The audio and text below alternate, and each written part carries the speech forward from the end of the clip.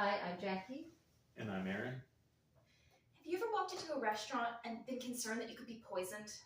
That's the best metaphor I could think of for having severe dairy allergies.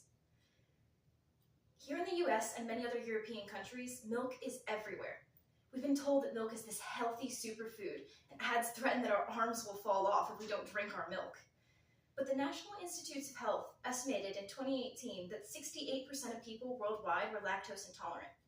Allergies are a bit more complicated, with the Mayo Clinic estimating about 4% of adults are affected by some sort of allergy, which includes me.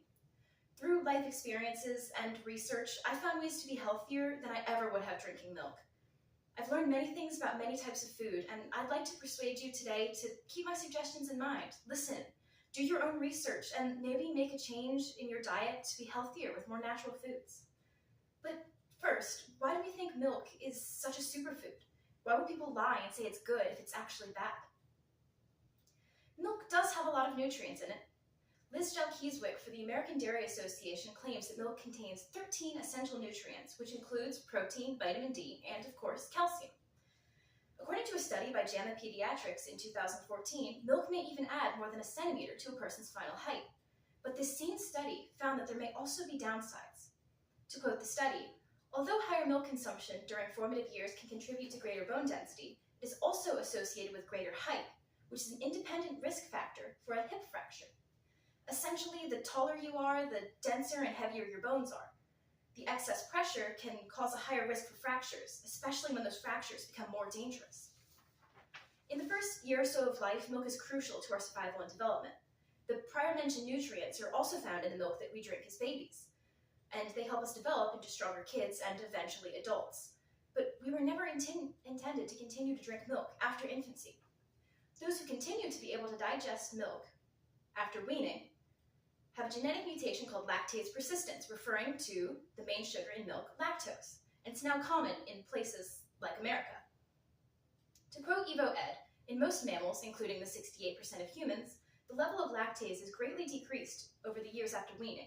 This is because mammals don't typically consume milk in adulthood, so the productions of enzymes to help digest milk is unnecessary and therefore energetically wasteful.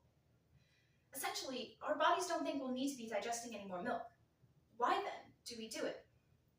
Melissa Petrozello for Britannica wrote back in 2022 that all humans were probably once lactose intolerant.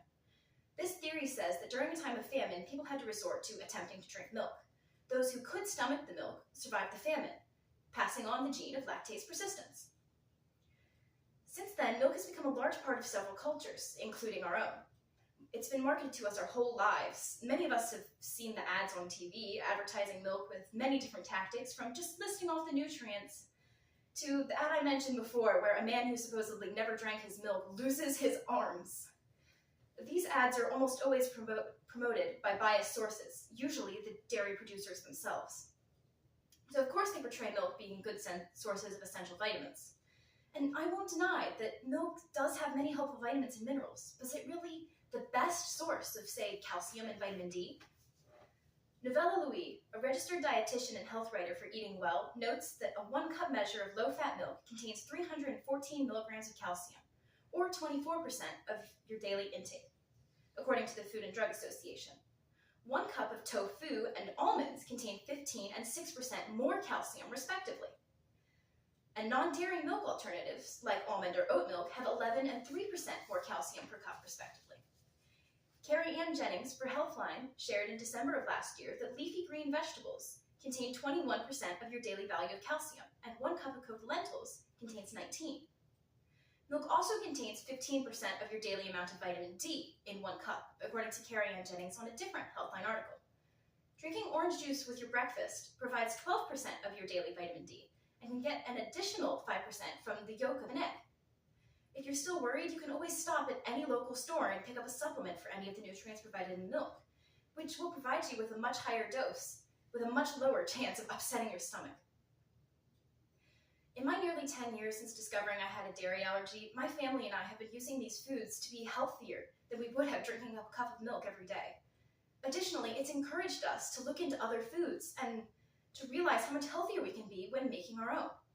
We've bonded over many meals discovered and cooked together, and we've become much healthier. If we as a race once needed to drink milk to stay alive, that time has passed. Making these subtle diet changes could affect your health for the better, and maybe help you discover some other important changes you should make to promote even better personal health.